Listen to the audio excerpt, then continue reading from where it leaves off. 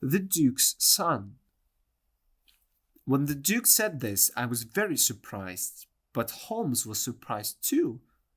This is news to me, he said. Can you tell me more? The Duke stood up and walked around the room for a minute. I must tell you everything, he said. I didn't want to talk about it, but I must. I see that now.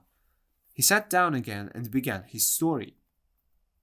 When I was a young man, Mr. Holmes, I was in love. Oh, so much in love. It only happens to you once, and this woman was the love of my life. I wanted her to be my wife, but she died. She left me one child, and I loved him because of her. When I look in his face, I see her and remember her and can't stop loving her. I must have the boy near me because of this. But a government minister cannot tell the world about a loved child like this. So to the world, James is my young secretary, not my son. He knows that I am his father. He hates the Duchess because she is not his mother, and he hates my youngest son Arthur because Arthur has everything. Arthur has a name, a famous father, houses, money, everything. James has nothing. Well, he has some money, of course, but he's just Mr. James Wilder, and he wants to be the Duke of Holderness one day. That's not possible, of course, but James can't understand that.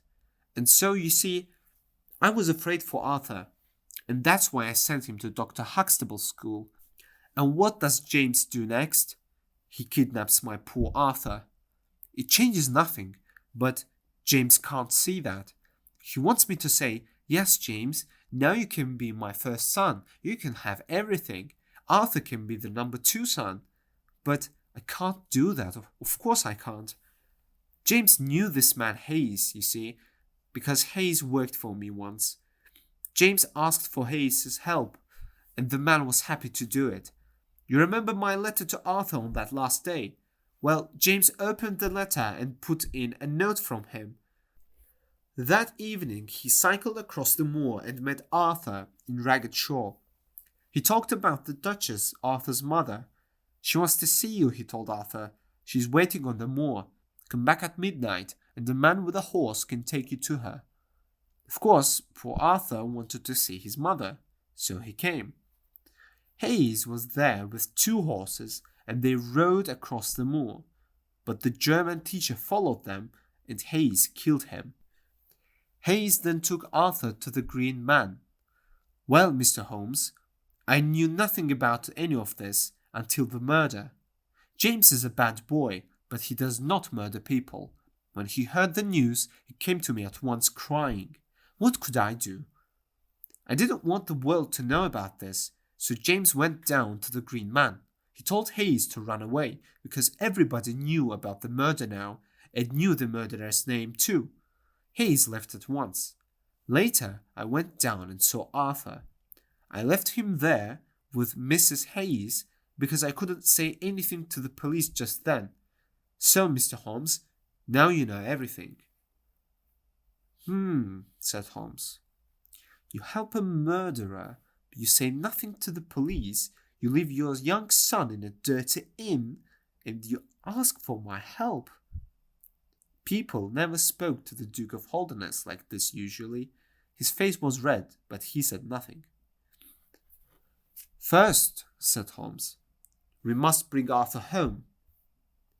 Yes, the Duke said quietly.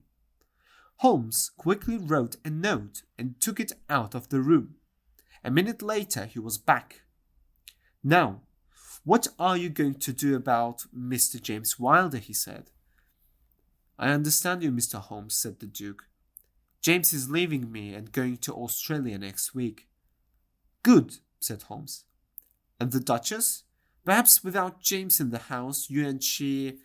Yes, I wrote to the Duchess this morning. Holmes stood up. Well, he said, Watson and I can go home now, I think. There's just one other small thing. This man Hayes took 2 horses across the moor, but the horses' feet made the tracks of a cow in the mud. How was that possible? The Duke looked surprised and thought for a minute. Then he went away and came back 2 minutes later with a glass box in his hands. In the box were some horseshoes. We found these horseshoes under the ground in the garden, the Duke said. They're about 500 years old, we think. The Holderness family has a long and interesting past.